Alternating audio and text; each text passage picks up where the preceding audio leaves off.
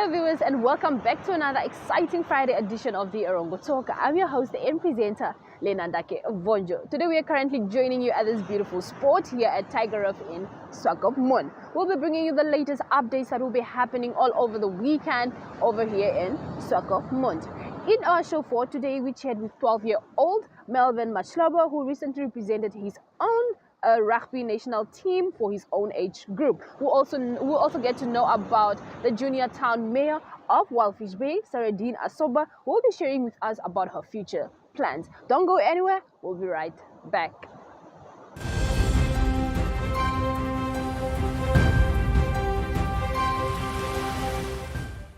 First up from our news desk, Nampower has welcomed the arrival of its first shipment of batteries and power conversion system containers for the 51 MW or 51 MWH Omburu Battery Energy Storage System project. The Omburu BESS project, implemented at the Omburu substation near Omaruru, will enable Nampower to cost-effectively manage energy demand and supply by performing energy upreach and displaying expensive and emergency energy. Elifas Ilende, Nampower Engineer Generation Project, shares more. Let's take a look. The Omburu BESS project is Namibia's first utility batteries project. It's a pioneer in the energy storage. It is designed for 51 megawatt hour. That means 1 hour storage of battery. Okay, for this first shipment, today really marks a auspicious moment where we are welcoming and accepting the arrival of the first shipment. The first shipment is made up of 8 power conversion system units. And then we are then expecting 1 more power conversion system unit and 36 battery containers, which makes up a total of 9 PCS containers and 36 battery containers. And just high level on the background of Omburu Battery Energy Storage Project. In April 2019, Nampower decided to explore the feasibility of integrating battery energy storage system into the transmission network. And as part of the German-Namibian Development Cooperation, on 7 December 2021, KfW Development Bank, the Namibian National Planning Commission, and Nampower signed a grant agreement for 20 million euros, which is around 400 million Namibian dollars, for the implementation of the first utility scale. And Nampower contributed 100 million Namibian dollars. After an extensive tendering process, Nampower signed the engineering, procurement, and construction contract for the Omburu Battery Energy Storage Project on the 13th of December 2023. The contract signed with a joint venture between SDEE and Narada. The works for the Omburu BESS project are ongoing, with the design works and the procurement works almost completed. The actual construction on site is also progressing well. We can highlight that all major components of the battery energy storage system, that is the batteries, the power conversion systems, the switch gear, are all expected to arrive in Namibia before the end of this year. And the actual construction and installation and commissioning is envisaged for completion in the Q2 of next year, 2026.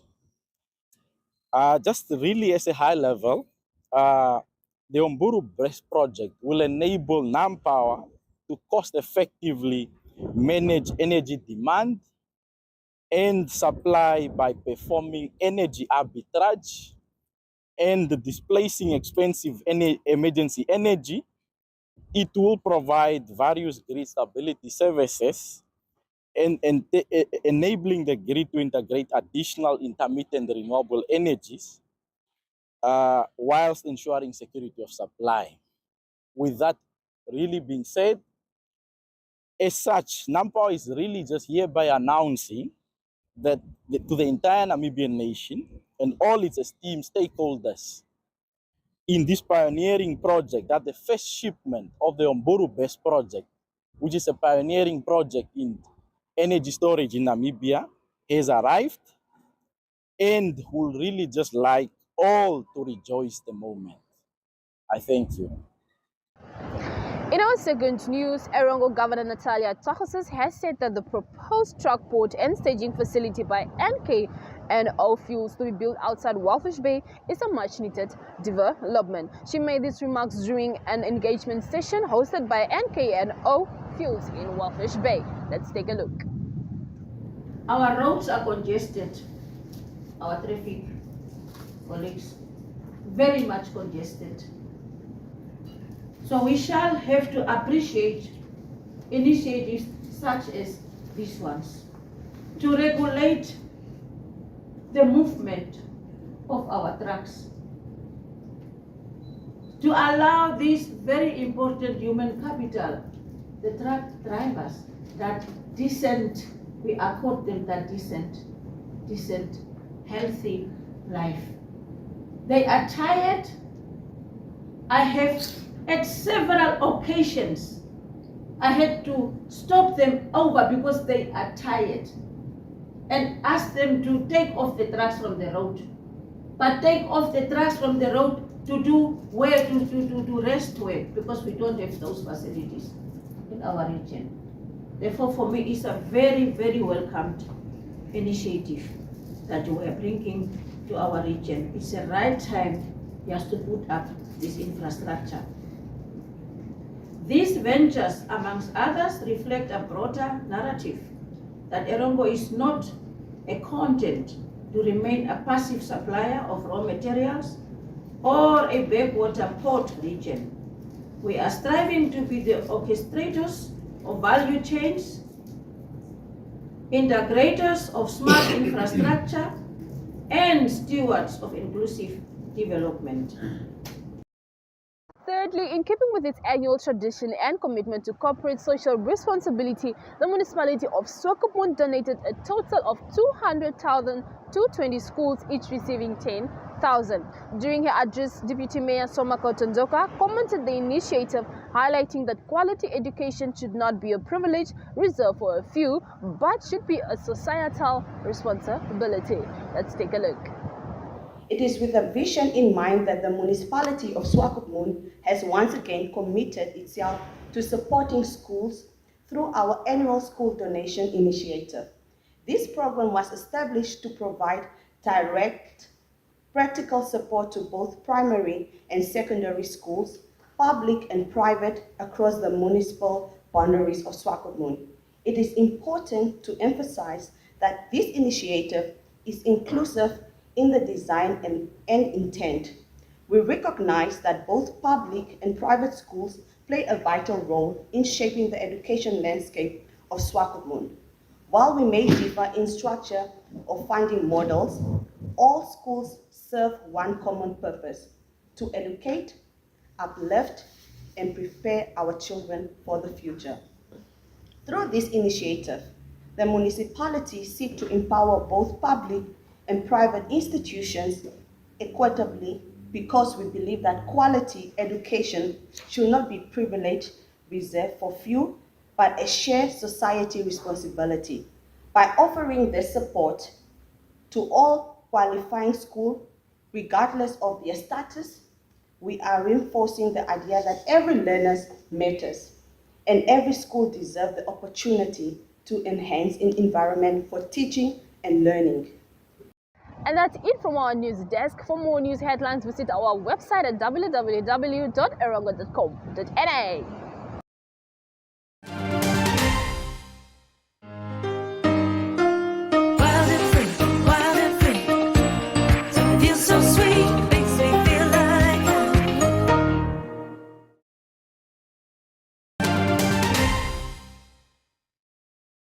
Up next, we chat to Melvin Maclobo, who recently represented his school, Walvis Bay Private School, on his national rugby team. He'll be sharing with us more about his love for rugby and his tour. Let's take a look.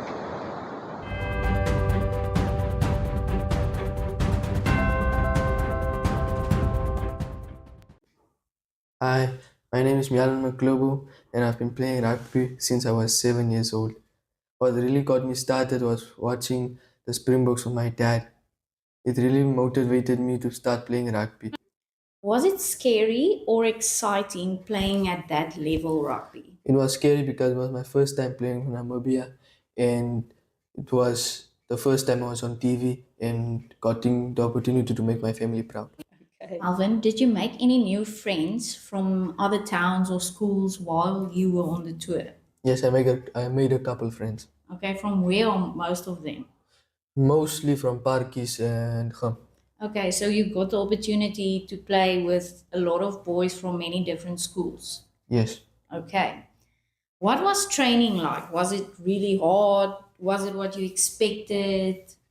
it was it was very tough, but I expected it. Okay, so were you prepared? Were you fit enough? No, I wasn't fit enough because I've been laying down on the couch and eating chips the whole time. Okay, but at least you got into training and Yeah. then it got better. Okay. What is one thing that one of your coaches has taught you, maybe in previous years, that stuck by you till this day, that you'll always think about? Never give up, keep your head up, and make the mistake right. Good. Okay, who said those really wise words to you? Mr. Fulle van Nieker. Marvin, how did it feel when you got the first opportunity to put on that blue jersey and play for Namibia? So I was very excited. Weren't you a little bit scared as well? Yeah, I was very scared. Why? Making mistakes, but luckily I didn't make mistakes. Okay, that's good. In the rugby world, you said you watch rugby with your father and mostly the South African team. So, who's your rugby hero and why do you look up to that person? The one and only Jason Colby. I look up to him because most people told him before he started his rugby career he was too small and he wouldn't make most of it. But we'll see where he is now. Yes, and maybe like in your build and fit, you're also small. Do you think that's the reason why? No, Not. If you ever get the opportunity to play for any rugby team ever, what team will that be? the Springboks. Why the Springboks? Because I want to play with Jason Colby. Do you think he'll still be in the team when you are that age to play there? Yeah, it will be in 8 years. You will be like 40. Yeah, I won't retire at that. Okay, that's good. If you get the opportunity one day to play in the South African team, which position would you play? Of course, win. Okay. What do you like doing other than playing rugby? Practicing athletics with my coach. So you're not only just a rugby player, but you're also an athlete as well. Yeah. What kind of athletics do you do? I'm sprinting for the most part. Okay, what meters? 100, 80, and 200. Okay. And if you have any message to your peers or your fellow teammates, what would it be? Just like a wise man told me before, keep your head up, never give up, and make the mistakes you did. Make it right. Good. Life is unpredictable and one needs to be protected against any eventuality. Get Santam legal access from as little as 50 Namibian dollars a month for when you find yourself in need of legal representation due to civil cases, criminal prosecution, and family matters such as divorce, child maintenance, and custody. It also covers labor disputes, disciplinary hearings, and unfair dismissal or retrenchment. With Santam Legal Access, you'll receive free legal advice on almost every legal aspect, whether the specific matter is covered by your policy or not. For true peace of mind and legal protection when you need it most, call us on 061 292 8000. Santam. This is freedom.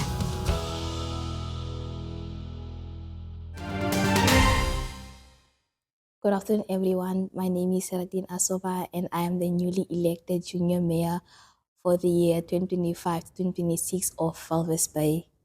I am from the school Flamingo Secondary School, which I am presenting to its highest potential.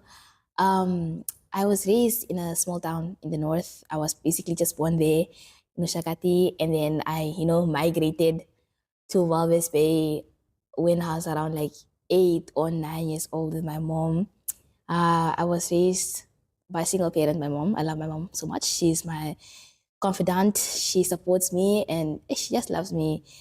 Just like a normal parent, when you do something wrong, she punishes you, she scolds you. Just normal life. I never thought I could be here today, sitting in this, big people chairs, sitting here with this like big chain. Just such a like a great honor and a responsibility to actually be there. Like I'm living a dream. I never thought when I was a young child that I'll be here. And I was always told that I was like very talkative, and I'm like, I actually am really talkative. I like making jokes. I'm a big joker, and people say I'm like not serious most of the time, which is like kind of true. But I do know when to be serious because the job is job, and job has to be done when it's time to do the do's. Later on in the years, my mom and I and my family moved to Walvis Bay. I moved here at around maybe the age of 8 to 9. So I was pretty young, but I can say that most of my childhood was spent in my hometown and Sumeb. Okay, Sardine, what and who inspired you to be part of the JCC? I can say that my mom is the main reason why I'm actually here. I was raised in a household where it's very important to stand up for yourself and have a voice.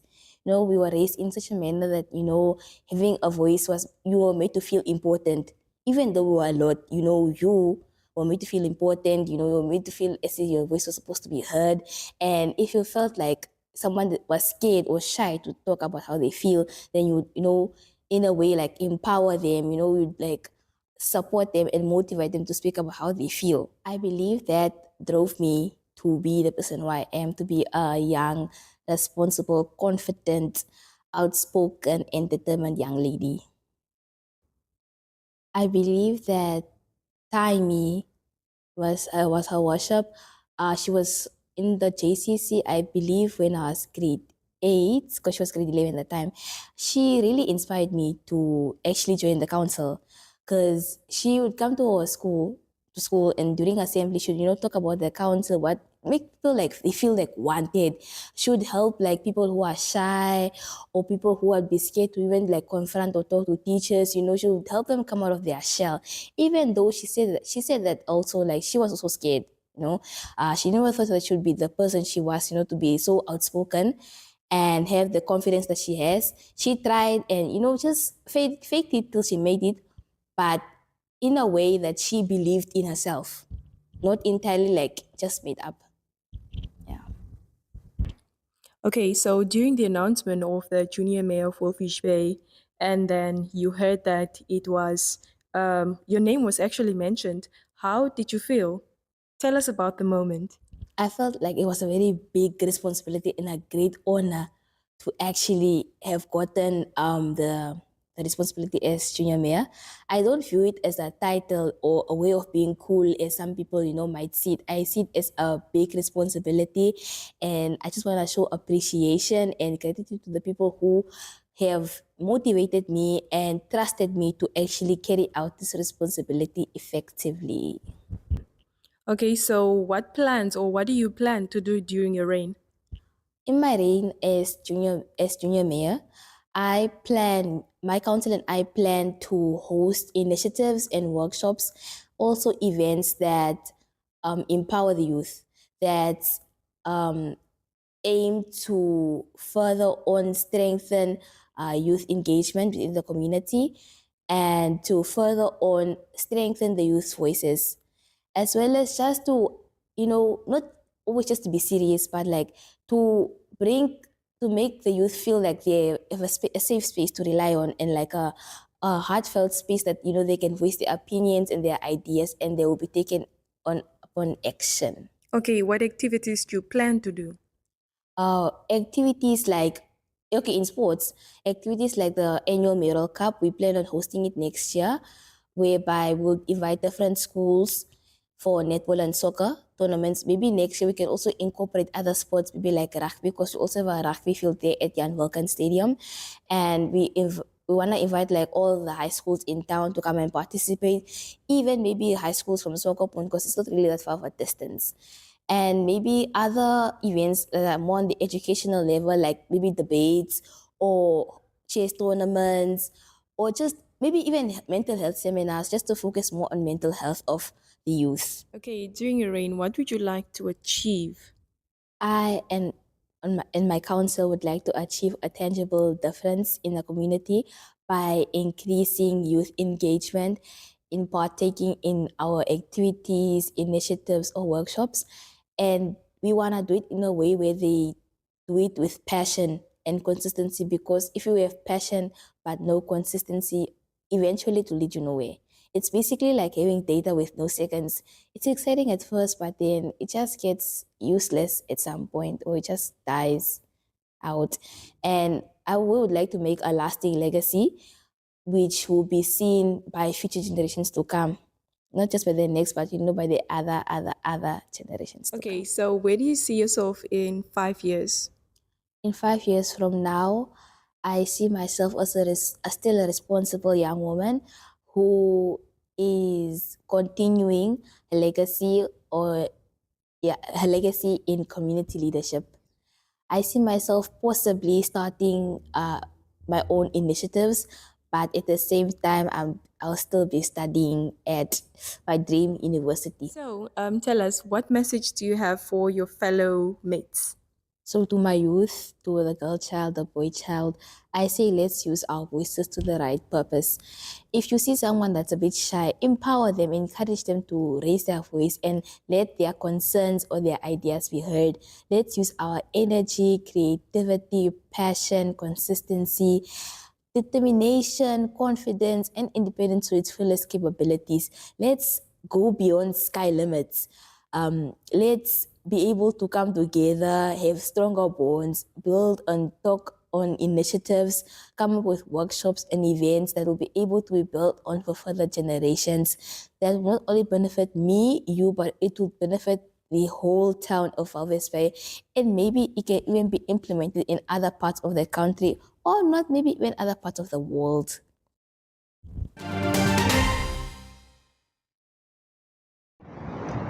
And that brings us to the end of our show for today. For more news, highlights, entertainment, sports, you name it, do visit our social media pages on X, TikTok, Facebook, and Instagram. Currently, this is leaving, but here from us and the Erongo team, it's bye!